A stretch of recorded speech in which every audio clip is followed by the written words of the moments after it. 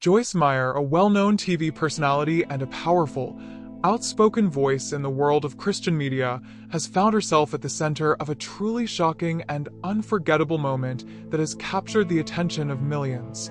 What began as a typical day in the courtroom, a place generally associated with the murmur of legal jargon and the calm deliberation of a judge, suddenly shifted to a scene of breathtaking tension. As the judge prepared to deliver the verdict, the atmosphere thickened with anticipation, and Meyer stood there, her face reflecting both unease and apprehension. No one could have foreseen the stunning turn of events that followed. In a matter of seconds, the room was hit with the weight of the judge's words, each syllable hanging in the air like a thunderclap. The gravity of the moment seemed to freeze time, and Joyce Meyer's face transformed from shock into something far more alarming, an expression that left everyone in the room holding their breath. Without warning, her legs buckled beneath her, and in the blink of an eye, she collapsed, right there in the heart of the courtroom. The gasps from those present reverberated throughout the space as people scrambled to her side.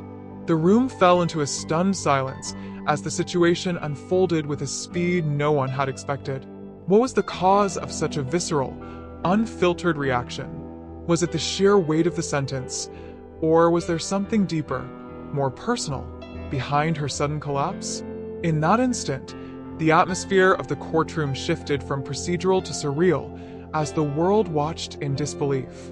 And now, as the dust begins to settle, many are left wondering, what truly lies behind this unexpected turn of events? Could it be that Joyce Meyer is finally facing the consequences of a career built on faith, fortune, and controversy? Joyce Meyer's journey from a troubled childhood to becoming one of the most recognizable names in Christian televangelism is one that is as inspiring as it is complex. Her story is one of resilience, faith, and undoubtedly, controversy. For decades, she has been a leading voice in the prosperity gospel movement, reaching millions worldwide with her teachings on faith, empowerment, and financial prosperity. However, her meteoric rise to fame has not been without its critics, many of whom argue that her empire is not solely a result of spiritual devotion but a well-crafted brand designed to capitalize on financial gain. Born in 1943 in St. Louis, Missouri, Meyer's childhood was far from idyllic. She grew up in a household marked by abuse, and her early years were filled with trauma. In an act of raw vulnerability, she has openly shared her painful past through her sermons and books, framing her healing as a testament to the power of faith.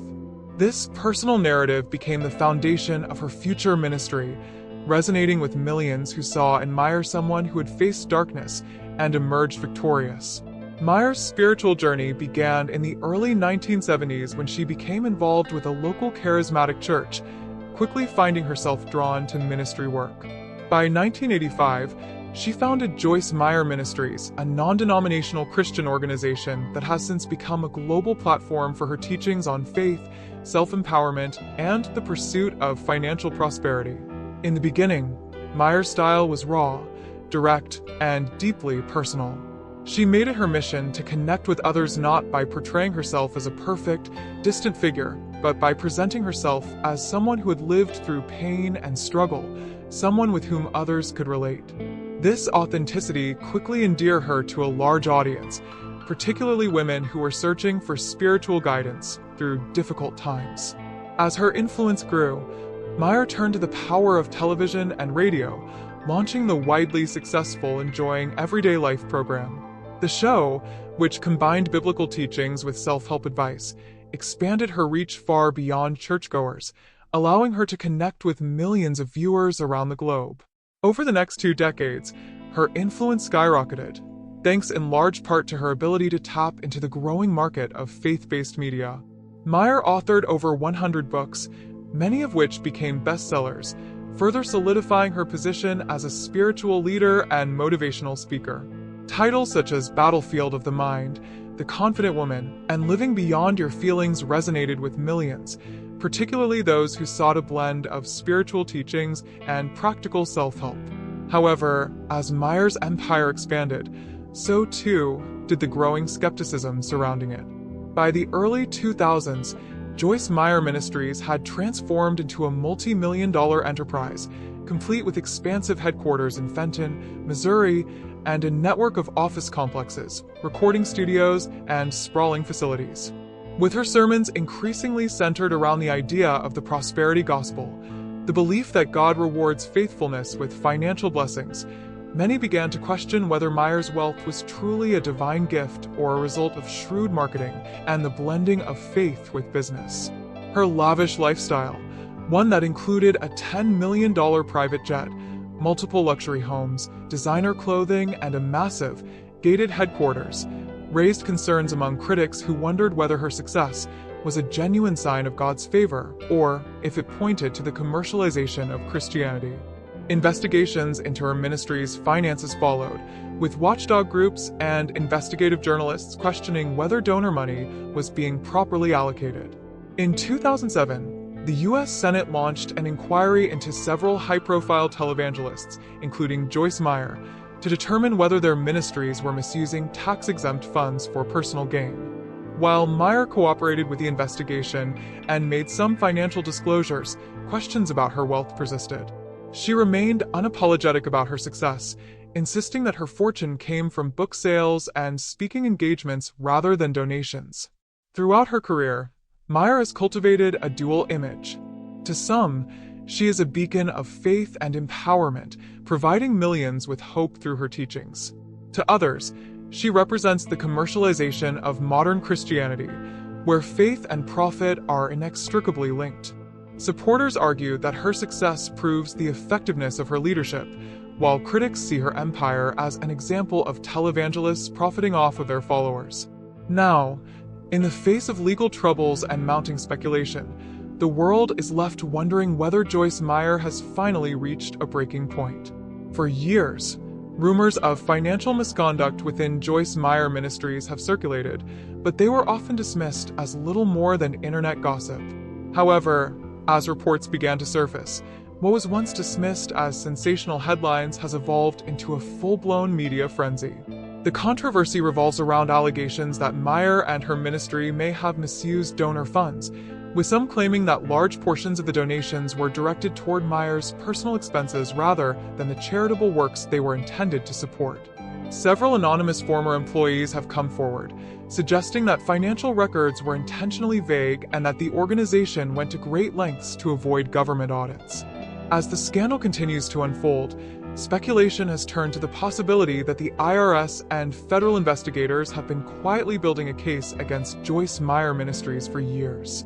If true, the implications could be devastating, not only for Meyer personally, but for the entire organization. If charges of tax fraud, embezzlement, and violations of nonprofit financial laws are brought forward, it could signal the collapse of one of the most powerful ministries in modern Christianity. As the controversy intensifies, some believe that the entire situation may be a coordinated attempt to discredit Meyer and take down a powerful religious leader.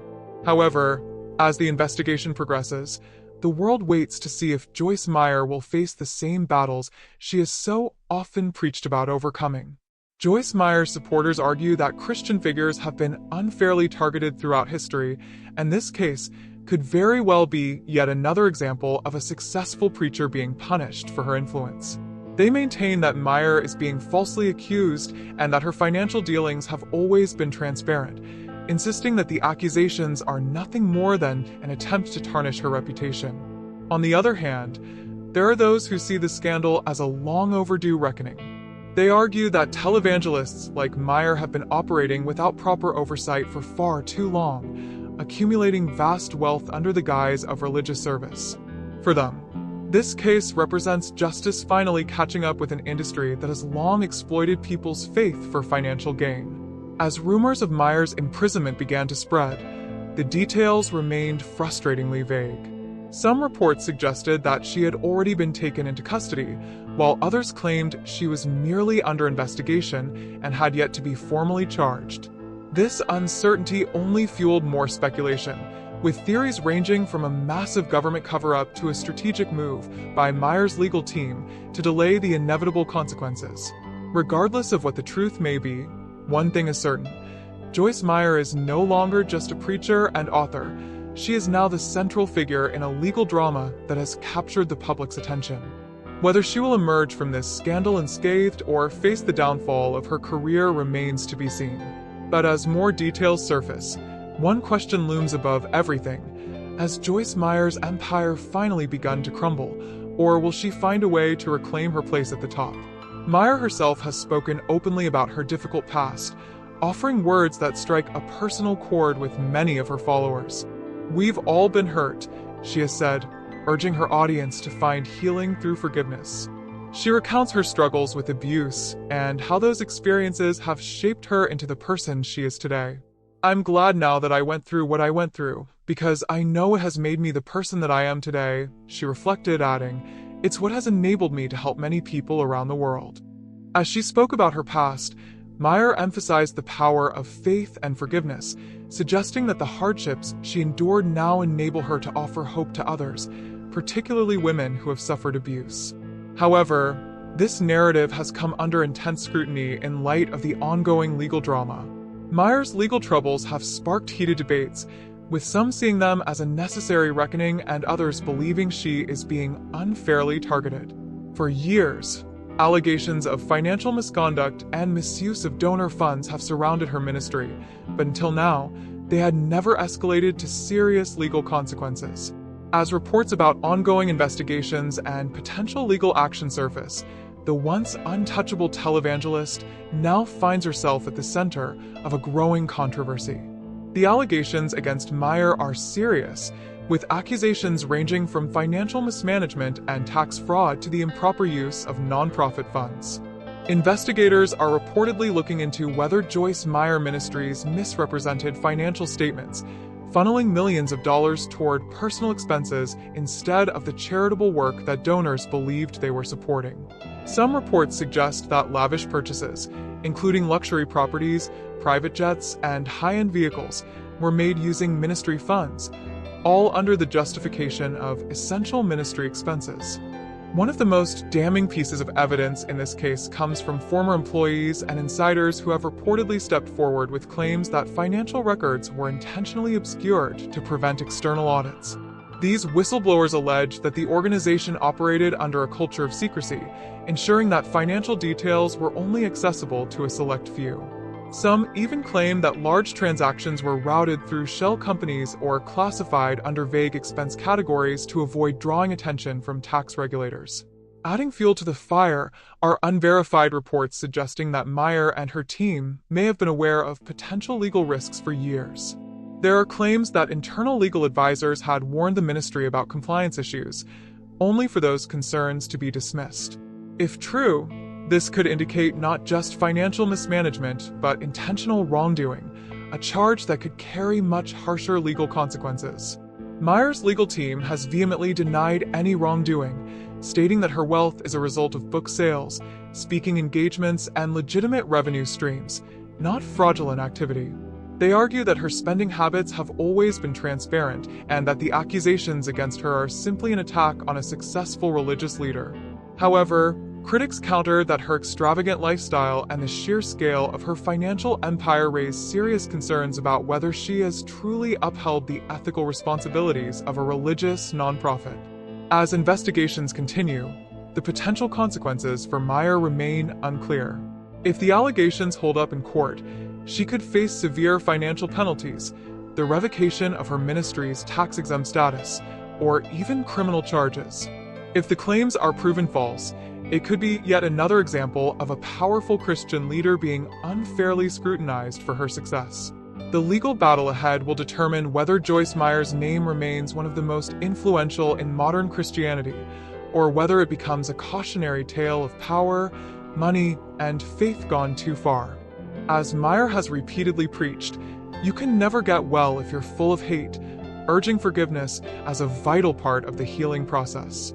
Yet, in the face of the mounting accusations against her, it seems that both Meyer and her ministry may soon face a much harder battle, one that may ultimately test the limits of forgiveness and redemption. Joyce Meyer's trial has ignited a firestorm of reactions, with her supporters and critics now clashing like never before.